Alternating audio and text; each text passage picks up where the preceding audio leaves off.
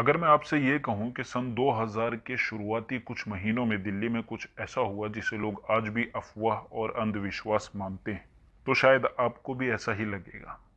क्योंकि ये बात ही कुछ ऐसी है। ये बात है हफ्ते में हो रहे कुछ ऐसे हादसों की जो सिर्फ थर्सडे को हुआ करते थे, और ये सिलसिला एक हफ्ते दो हफ्ते नहीं बल्कि कई हफ्तों तक चला। उस एरिया के लोग बहुत ज्यादा डर गए थे कि आज पता नहीं किसके घर में आग लग जाएगी, क्योंकि हर थर्सडे को वहां किसी न किसी के साथ यह हादसा होता था, आग लग जाया करती थी और कई लोग इसकी वजह से मर भी गए। यह हादसा तब शुरू हुआ जब उस एरिया में एक लड़की को आग लग गई। वो लड़की जल गई और जलने की वजह से कुछ दिनों बाद वो मर गई।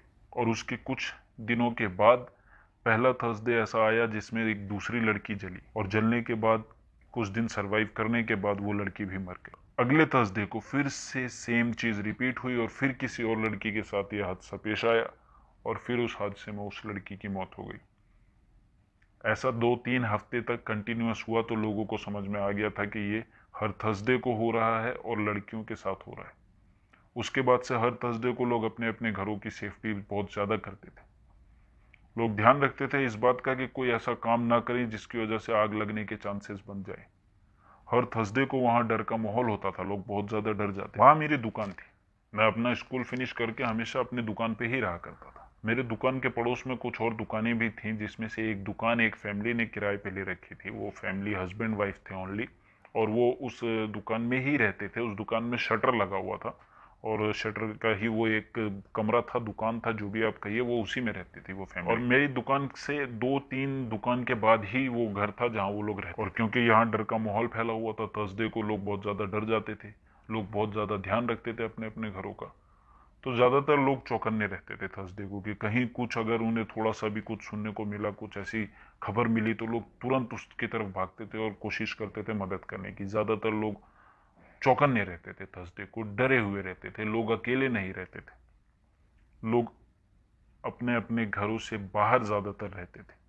कितनी भी गर्मी लगे, कितनी भी परेशानी हो, अकेले नहीं रहना है और किसी ऐसी जगह पर नहीं रहते थे जहां पे आग लगने के चांसेस हो।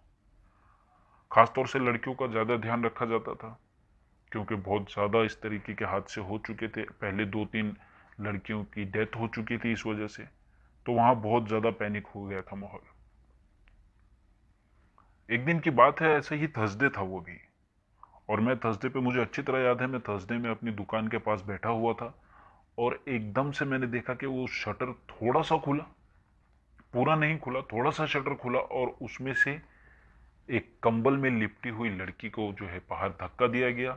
और उसका जो हस्बैंड था वो तुरंत अपनी दुकान में से बाहर आया, कंबल लेकर के उसको, उसकी आग को बंद करने की कोशिश करने लगा, बुझाने की कोशिश करने लगा। उसकी वाइफ पूरी तरीके से जल रही थी, उसकी साड़ी में आग लग चुकी थी और वो कंबल से उसको बंद करने की कोशिश कर रहा था, आग बुझाने की कोशिश कर रहा था। लेकिन समझ में ये नहीं आ रहा था कि ये हुआ कैसे। ये लोग घर के अंदर थे, एकदम से आग कैसे लग गई। उस टाइम तो उसको उठा करके हॉस्पिटल ले गए। बाद में जब पूछताछ हुई तो पता चला कि ये लोग काम पे गए, लेकिन तबीयत ठीक ना होने की वजह से काम पर से वापस आ गए। वो दोनों हस्बैंड वाइफ काम पर जाते थे और उस दिन ऐसा हुआ कि ये दोनों मॉर्निंग काम पे गए, और काम पे जाने के बाद जब इनको तबीयत अच्छी नहीं लगी, कुछ फीलिंग इनकी अच्छी नहीं थी, उस दिन बीमार सा इनको फील हुआ, तो दोनों ही वापस आ गए। और चाय बनाने के लिए इन्होंने गैस ऑन किया और पता नहीं क्या हुआ, एकदम से और आग लग गई। क्योंकि कमरा बंद था और बहुत ज्यादा बड़ा कमरा नहीं था, अगर गैस लीक भी हुई होगी तो अंदर कमरे में वो गैस घूम रही थी। और जैसे ही इन्होंने लाइटर ऑन किया, माचिस जलाई, जो भी किया, वो आग तुरंत लगी और उसके कपड़ों में फैल गई। देखते ही देखते वो लड़की बुरी तरह से जल चुकी थी। डॉक्टर ने बताया कि उसकी कंडीशन बहुत ज्यादा सीरियस है, लेकिन रिकवरी के चांसेस हैं। ये हादसा मेरे घर के बहुत ही करीब हुआ। ऐसा नहीं था कि मेरे पड़ोस में जो ये हादसा हुआ उसके बाद ये मामला रुक गया, नहीं। आगे भी 2-3 थर्सडे ऐसे आए जिसमें हमें सुनने को मिला कि कहीं कुछ ऐसा हुआ है। लेकिन देखते ही देखते उसके बाद ये बला टल गई। जो भी बला, भूत, साया, जो भी चीज थी ये, वो कुछ थर्सडे बीतने के बाद टल गई, अपने साथ 6-7 परिवारों की कहानी लेके। ये कहानी खत्म हो गई थी और आज भी ये एक अनसुलझा रहस्य है। आज तक इस मिस्ट्री का कुछ पता नहीं लगा कि क्या हुआ, कैसे हुआ, क्यों हुआ, किस वजह से हुआ। आज भी ये एक अनसुलझा रहस्य है। और ऐसा ही एक अनसुलझा रहस्य दिल्ली का सन 2001 का, 2001 का एक बहुत बड़ी मिस्ट्री जो आज तक अनसॉल्व है। आज तक उसका पता नहीं लगा कि वो क्या चीज थी, वो क्या बला थी, वो क्या साया था, क्या वो कोई भूत था, क्या वो कोई जादू था, क्या कोई एलियन था। इस बारे में कुछ जानकारी नहीं है अभी तक। किसी ने उसका कोई ऐसी रिसर्च करके पता नहीं लगाया कि आखिर वो क्या था। ये कहानी है 2001 की। 2001 में कुछ ऐसा हुआ दिल्ली में जिसने पूरे देश का ध्यान अपनी तरफ एकत्रित कर लिया था। पूरे भारत से लोगों की नजरें दिल्ली पर गड़ी हुई थी। पूरे हिंदुस्तान के लोग जानना चाहते थे कि आखिर दिल्ली में हो क्या रहा है, ऐसी कौन सी चीज है, आखिर ये क्या बला है, क्या ये कोई भूत है। लोग कहते हैं नहीं, ये एक बंदर है। क्या ये कोई जादू है? लोग कहते हैं नहीं, पास से देखने पर ये ऐसा लगता है जैसे किसी इंसान ने हेलमेट पहन रखा। क्या ये कोई इंसान है? नहीं। कुछ लोग कहते हैं कि ये एलियन है। वो लंबी लंबी छलांगे मारता है, वो लोगों पे हमला करता है, उसके बड़े बड़े नाखून हैं। बंदर कहने वाले लोग बताते हैं कि उसके नाखून बंदरों जैसे। जिस पे उसने हमला किया उन लोगों की मानसिक संतुलन को हिला के रख दिया। लोग बताते हैं कि उसका हमला करने के बाद ऐसे बहुत से लोग थे जो आने वाले काफी समय तक नॉर्मल कंडीशन में नहीं आ पाए। काफी समय लगा उनको स्टेबल होने में, उनका मानसिक संतुलन हिल चुका। खैर, कहानियां तो बहुत हैं उस रहस्यमयी चीज को लेकर के, उस बंदर को लेकर के। ज्यादातर लोग उसे बंदर ही बुलाते थे। तो चलिए शुरू करते हैं। दिल्ली में एक ऐसे बंदर की अफवाह फैली हुई है जो अचानक से रात को किसी पे भी हमला करके गायब हो जाता है, और अब तक किसी को पता नहीं है कि वो बंदर है क्या चीज। शुरू में कुछ लोगों को लगा कि ये अफवाह है, कुछ लोगों को लगा कि शायद कोई बंदर ही होगा जिसने हमला कर दिया है। कुछ लोगों को लगा नहीं, कोई चोर होगा, क्योंकि तुमने ठीक से देखा नहीं। जिस पे पहला हमला हुआ उसने अच्छी तरह से देखा नहीं, उसे ऐसा लगा कि कोई बंदर था। उसकी चोट को देखकर उसे ऐसा लगा कि कोई बंदर था, किसी बंदर ने हमला किया है। ये चोट के निशान बताते हैं कि वो कोई बंदर था। और जिस तरीके से वो छलांग लगा करके यहाँ से भागा, ऐसी छलांगे तो सिर्फ बंदर ही लगाता है। तो ये कहना था उस पहले इंसान का जिसके ऊपर उस बंदर ने हमला किया। लेकिन लोग अपनी अपनी राय बनाते थे। कोई कहता था कि वो चोर होगा, चोरी करने की कोशिश की, लेकिन तुम जाग गए तो वो तुम पे हमला करके भाग गया। कुछ दिनों तक सब नॉर्मल था, लेकिन ये बात बहुत ज्यादा तेजी से तब फैली जब एक ही रात में 3 जगह वारदातें हुई। दिल्ली ही में एक ही रात में 3 जगह से ये केस आया पुलिस के पास कि कोई अनजान सी चीज है, कोई अनजानी चीज है, कोई ऐसी चीज है जो देखने में नॉर्मल नहीं लग रही थी। बंदर था, इंसान था, कोई ऐसा लग रहा था जैसे आदमी है, उसने हेलमेट पहन रखा है। किसी का कहना था कि वो एकदम से मेरे सामने आया, मुझ पे हमला किया और एकदम से गायब हो गया। वहां पे धुआं भी थोड़ा सा आ गया, मैं उसे देख नहीं पाया। तो लोग जस्टिफाई नहीं कर पा रहे थे, अभी तक लोग बता नहीं पा रहे थे पूरी तरीके से कि वो चीज क्या है। लेकिन पुलिस के पास ये मामला आ चुका था। पुलिस ने अपनी पेट्रोलिंग बढ़ा दी थी और हर कॉल पे तुरंत एक्शन लिया जा रहा था, ताकि कहीं से कोई सुराग मिले ऐसा जिससे ये पता लगाया जा सके कि आखिर ये कर कौन रहा है, ये चीज क्या है। और वारदात का टाइम इतना कम हुआ करता था कि इतने कम टाइम में एक जगह से दूसरी जगह पहुंच करके हमला करना पॉसिबल नहीं था, क्योंकि दिल्ली के अलग अलग जगह पर एक ही रात में बहुत कम समय के गैप में कोई कैसे इस तरीके की चीजों को अंजाम दे सकता है। लोगों ने छत पे सोना छोड़ दिया था, क्योंकि अगर कोई छत पे सो रहा होता था तो उसको बहुत ज्यादा खतरा होता था। और अब तक जो 2-3 मामले आए थे उनमें से कुछ मामले छत पे सोने वाले लोगों के ही थे। तो लोगों ने छत पे सोना बंद कर दिया था। और दिल्ली में आपको पता है कितनी गर्मी पड़ती। गर्मियों में लोग अक्सर छत पे सोना पसंद करते हैं, लेकिन इस बार लोग छत पे सोने से बच रहे थे। लोग छत पे नहीं सोते थे, कहते थे कि बंदर आ जाएगा। इसी तरह कुछ दिनों तक ये मामला चलता रहा। कई घायल लोग भी सामने आए जिन्होंने बताया कि उनके ऊपर बंदर ने हमला किया है और उनकी चोट काफी गहरी थी। किसी के सर पे हमला हुआ था, किसी के कंधे पे हुआ था, किसी की पीठ पे हुआ था। और सब लोग यही बताते थे कि अचानक से वो सामने आया, उसने हमला किया और वो गायब हो गया। मतलब इतनी तेजी से गायब हुआ कि वो पहचान भी नहीं सकता। अगर वो दोबारा सामने आएगा तो वो पहचान भी नहीं पाएगा कि हाँ यही वो चीज है जिसने मुझ पर हमला किया। वो इतनी जल्दी करके चला गया। जब से ये बात सामने आई कि ऐसा लग रहा था जैसे किसी आदमी ने काला हेलमेट पहन रखा है, उसके बाद से कई बार काले हेलमेट पहने हुए लोगों पर हमला भी हुआ। और कई बार ऐसा भी हुआ कि काले हेलमेट पहन करके अगर कोई कहीं खड़ा है तो लोग उससे डराया जाता था कि वो ऐसा दिखने में लगता है कि कोई आदमी है जिसने काला हेलमेट पहन रखा है, उसका फेस ऐसा है, उसका मुंह ऐसा। कई दिनों तक ये मामला चलता रहा। लेकिन बहुत ज्यादा डर तब फैला जब ये पता लगा कि एक ही रात में दिल्ली में कई जगह हादसे होने के बाद उसी रात को बिहार के किसी जिले से भी ऐसी खबर आई है कि वहां हमला हुआ है और कुछ ऐसा ही हमला हुआ है। ये खबर बिहार से आई थी। ये जो भी चीज थी बिहार तक पहुंच गई थी। आज भी पता नहीं लगा पाए हैं लोग कि वो क्या चीज थी। आज भी ये रहस्य एक रहस्य बनकर ही रह गया है। बीतते हुए वक्त के साथ साथ धीरे धीरे ये चीज खत्म हो गई। वो जो भी बला थी, आदमी था, एलियन था, बंदर था, रोबोट था, जो भी था, बीतते हुए वक्त के साथ साथ वो चला गया और अपने साथ ले गया ऐसी बहुत सारी कहानियां जो आज भी आपको दिल्ली की किसी न किसी गली में मिल जाएगी।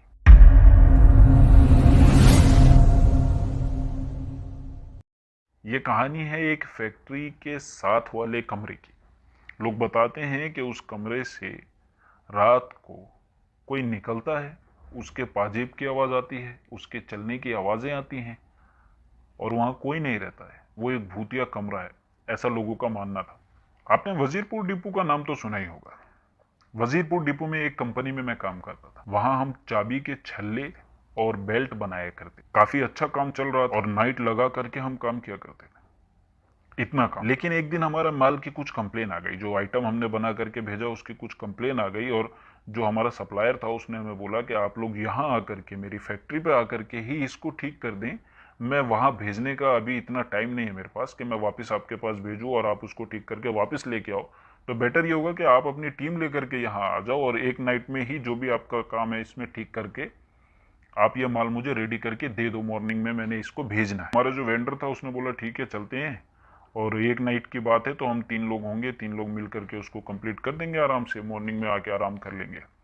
मैंने भी कहा ठीक है कोई दिक्कत नहीं है। नाइट वैसे भी करते ही रहते थे हम लोग, वहां भी नाइट में काम होता था तो कोई इतना फर्क नहीं पड़ेगा, नाइट में वहां जाके काम कर लेंगे, क्या दिक्कत है। वहां हम लोग गए, जब हम तीनों ने काम करना शुरू किया तो देखते ही देखते 3 से 4 घंटे में हमारा आधे से ज्यादा काम कंप्लीट हो चुका था। जो वेंडर था उसने बोला कि यार काम तो लगभग आधे से ज्यादा हो चुका है, जो थोड़ा बहुत बचा हुआ आई थिंक तुम दोनों 1 से 2 घंटे में कंप्लीट कर दोगे, तो क्यों ना मैं घर चला। हमने भी वेंडर को फोर्स नहीं किया। हमने कहा ठीक है अगर आपको घर जाना आप जा सकते हो, कोई दिक्कत नहीं है, ये काम हम दोनों निपटा के यहीं सो जाएंगे, मॉर्निंग में हम आ जाएंगे। वहां हमारे साथ कुछ लोग और भी थे जो ऑलरेडी उसी कमरे में रहते थे, वहीं काम करते थे।